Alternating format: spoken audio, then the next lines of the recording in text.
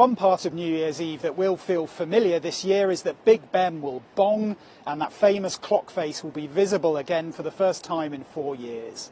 But on top of that, COVID will limit what we can do and the rules will be different depending on which country in the UK you live in. All the governments are urging people to be cautious and to take a rapid test before you go out. But on top of that, England has the most lenient set of rules. You'll be able to go to pubs, bars and restaurants pretty much as normal.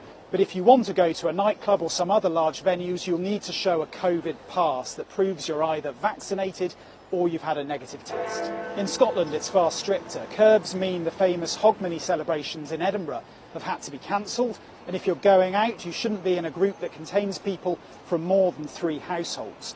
There'll also have to be 1 metre social distancing between groups, and if there's alcohol being served in a venue, it'll have to be table service only. Nightclubs will also be shut unless they can adapt as a seated bar, and more generally, Scots are being urged to stay at home more than they would normally and not to travel to England to take advantage of the looser restrictions there. If you're in Wales, it's 6 people max in a group in pubs, restaurants and cafes. If alcohol is being served, it's table service only, and you'll need to show a COVID pass to get into some venues like cinemas. Nightclubs are closed as well.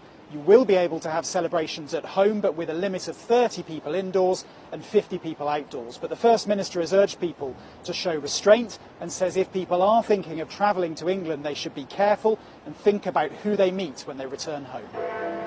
Finally, in Northern Ireland, up to 6 people from up to 6 households can sit together in a group in a pub or a restaurant, but it's table service only.